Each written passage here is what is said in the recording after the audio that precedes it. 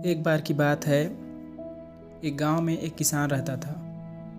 उस किसान को जानवर पालने का बहुत शौक था।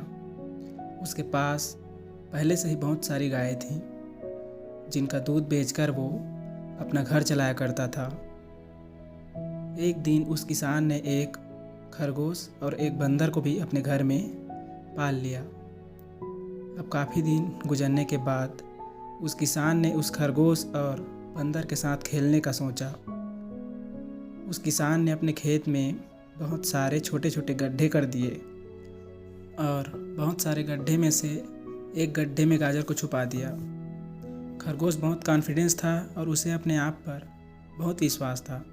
उसने एक एक गड्ढे को खोदना शुरू किया और गाजर ढूंढने लगा। लेकिन बंदर जो था वो बहुत आलसी था।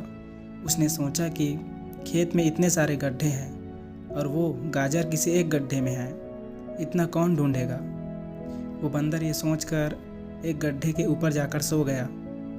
अब उधर खरगोश अपनी पूरी मेहनत से गाजर ढूंढ रहा था, लेकिन उसे किसी भी गड्ढे में गाजर नहीं मिली।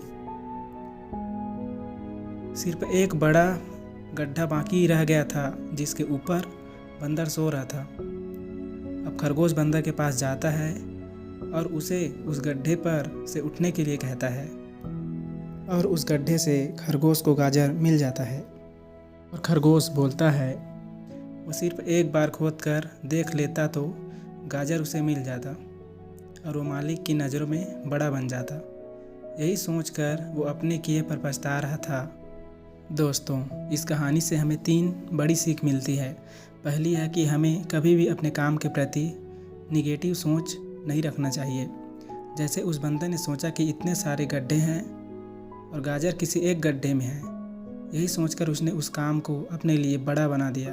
और दूसरी सीख हमें इस कहानी से यह मिलती है कि हमें एक छोटी कोशिश भी तो करनी चाहिए, क्योंकि हम जब कोशिश नहीं करेंगे किस्मत भी हमारा साथ नहीं देगी।